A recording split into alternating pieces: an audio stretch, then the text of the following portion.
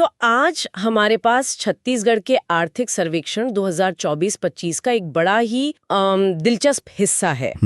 ये सतत विकास लक्ष्यों पर केंद्रित है, मतलब सस्टेनेबल डेवलपमेंट गोल्स या एसडीजीज। हाँ, ये शब्द हम सब बहुत सुनते हैं। बिल्कुल। तो आज हम इसका एक तरह से पोस्टमार्टम करेंगे। इन बड़े बड़े वैश्विक लक्ष्य जमीन पर छत्तीसगढ़ जैसे राज्य के लिए क्या मायने रखते हैं?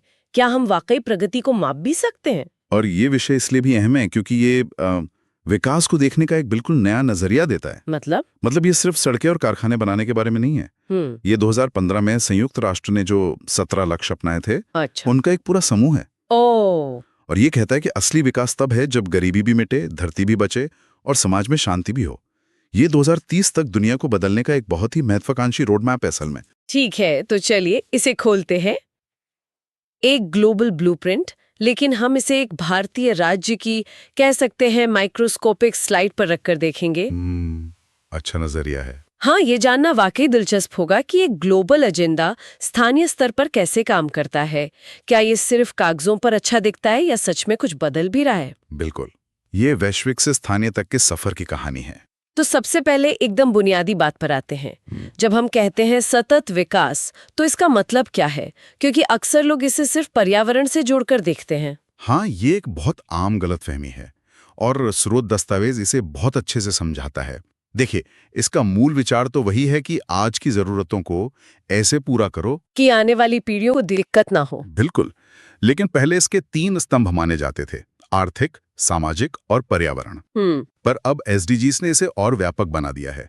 अब हम 5P की बात करते हैं। 5P, ये क्या है? ये हैं पीपल, मतलब लोग; प्लैनेट यानी धरती; प्रॉस्पेरिटी, समृद्धि; हाँ, और फिर पीस यानी शांति; और पार्टनरशिप यानी साझेदारी। अच्छा। स्रोत में एक चार्ट है जो दिखाता है कि सभी 17 लक्ष्यों को इन्हीं 5 श्रेणियों में कैसे बांटा गया है।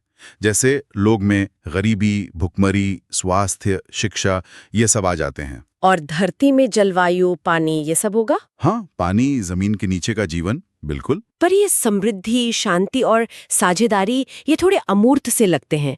इन्हें कैसे समझा जाए? अच्छा सवाल है। देखिए, समृद्धि का मतलब सिर्फ पैसा नहीं है। इसका मतलब है कि हर किसी को एक सम्मानजनक जीवन मिले, जिसमें अच्छी नौकरी हो, आधुनिक ऊर्जा तक पहुंच हो। शांति का मतलब है न्यायपूर्ण और समावेशी समाज बनाना। और साझेदारी इस बात को मानती है कि ये विशाल लक्ष्य कोई एक देश या सरकार अकेले हासिल नहीं कर सकती। सही बात है। इसके लिए वैश्विक सहयोग जरूरी है। तो ये एक बहुत ही समग्र दृष्टिकोण है। ये तो मानव विकास का पूरा खाका है। स्रोत में एक टाइमलाइन भी दी है जो दिखाती है कि ये विचार 1992 के रियो अर्थ समिट से लेकर 2015 तक कैसे धीरे धीरे विकसित हुआ। हाँ, और अब हम जिसे कार्रवाई का दशक कह रहे हैं, उसमें है। मतलब 2030 नजदीक आ रहा है और अब तेजी से काम करने का वक्त है। सही कहा। अब सिर्फ बातें करने का नहीं, बल्कि ठोस नतीजे दिखाने का दबाव है। और यहीं पर प्रगति को मापना बहुत बहुत जरूरी हो जाता है। बिल्कुल। तो ये बड़े वैश्विक लक्ष्य हैं। भारत जैसे विशाल और मतलब इतनी विविधता वाले देश में इनकी प्रगति को ट्रैक कैसे किया जाता है? ऐसा तो नहीं हो सकता कि हर कोई अपनी अपनी ढपली बजा रहा हो। यहीं पर बात दिलचस्प हो जाती है।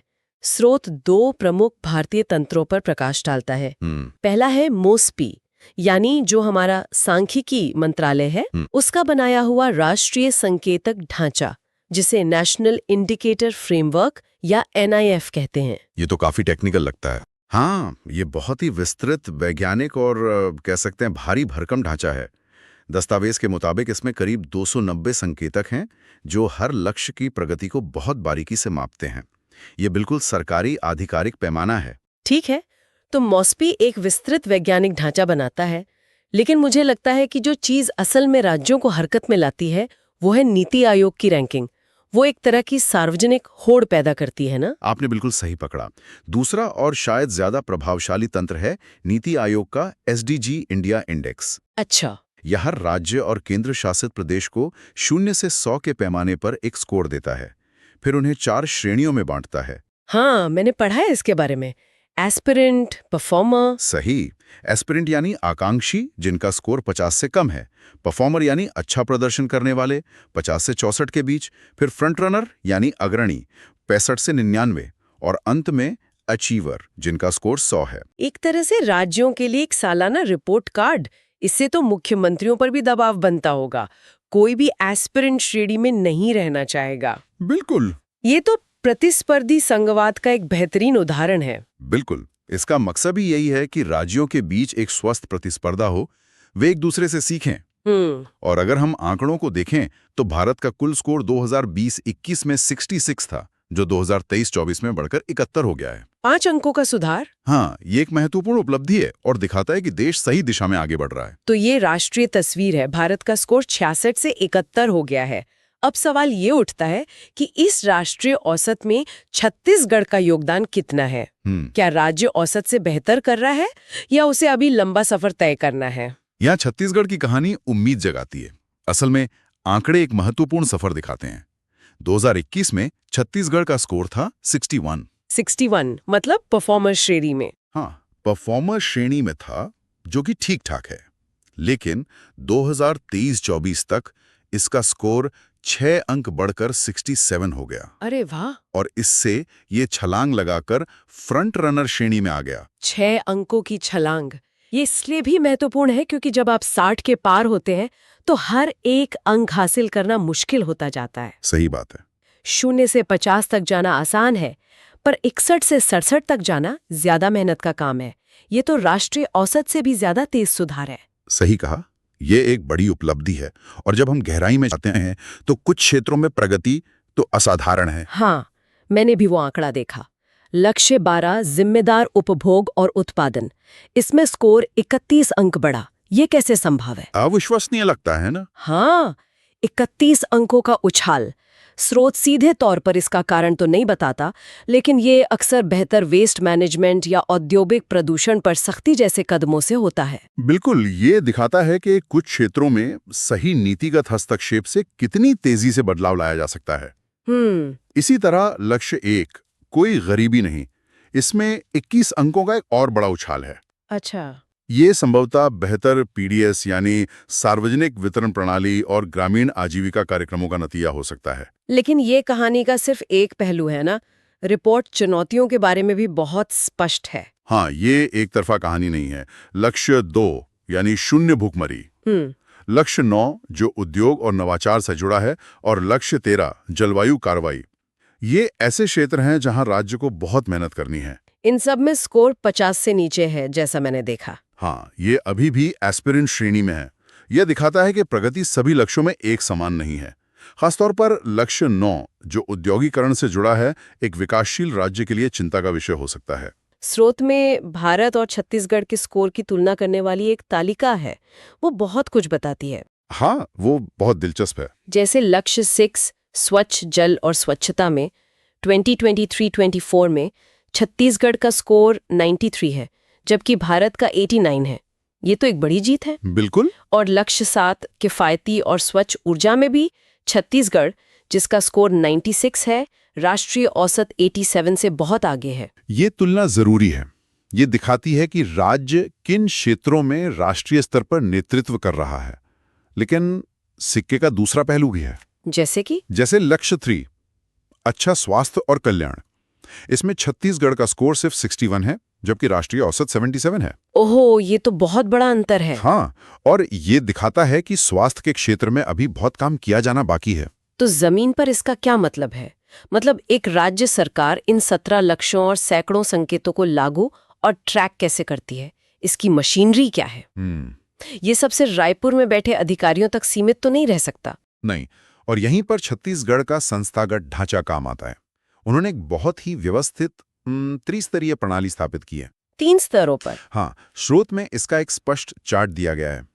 राज्य स्तर पर 2 उच्च स्तरीय समितियां हैं, एक मुख्यमंत्री की अध्यक्षता में जो नीतिगत दिशा तय करती है, ठीक है, और दूसरी मुख्य सचिव की अध्यक्षता में जो कार्यान्वयन और निगरानी का काम देखती है। और स्थानीय स्तर पर, क्योंकि असली काम तो जिलों में ही होता है। बिल्कुल, हर जिले में कलेक्टर की अध्यक्षता में एक जिला स्तरीय समिति है।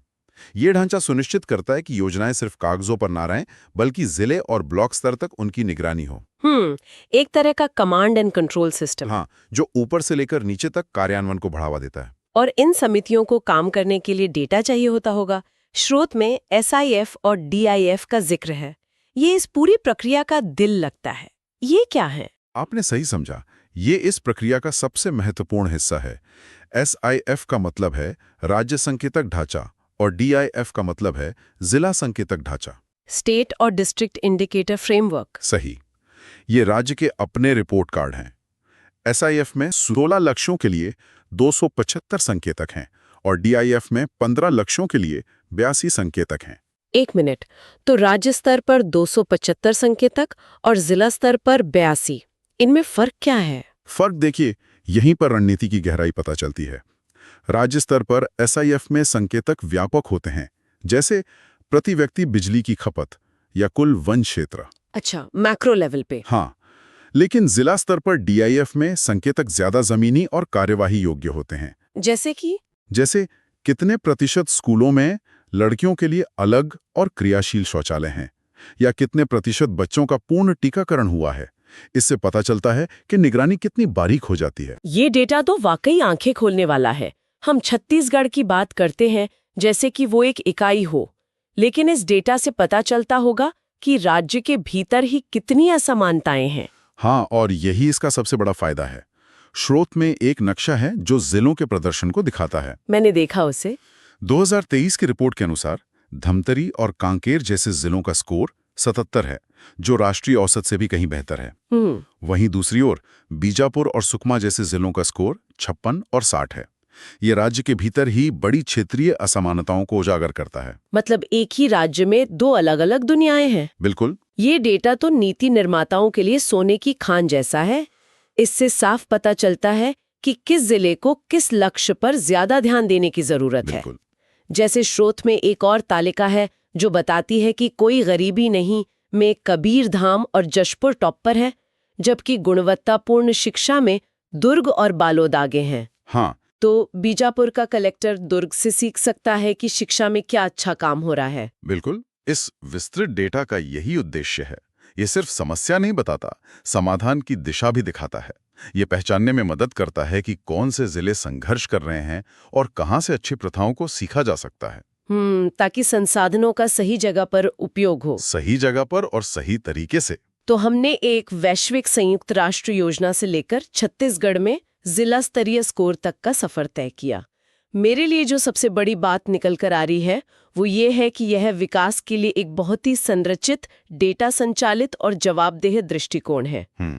यह सिर्फ बड़ी बड़ी बातें नहीं है, बल्कि हर स्तर पर मापने योग्य लक्ष्य हैं। ये व्यापक नीतियों से हटकर मापने योग्य परिणामों की ओर एक बड़ा बदलाव है।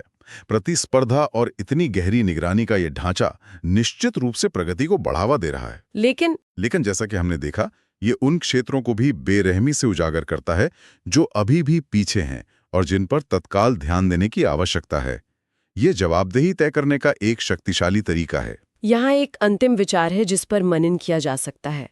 स्रोत में उल्लेख है कि राज्य के 275 संकेतकों में से 89 यानी लगभग 1/3 ही 2030 के लक्ष्य के लिए ट्रैक पर है। हाँ, ये एक चिंताजनक आंकड़ा है। तो सवाल ये उठता है कि 2030 तक सिर्फ कुछ साल बचे हैं।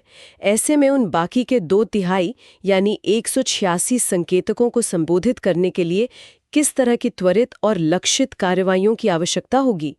क्या मौजूदा गति पर्याप्त होगी या फिर गियर बदलने का वक्त आ गया है?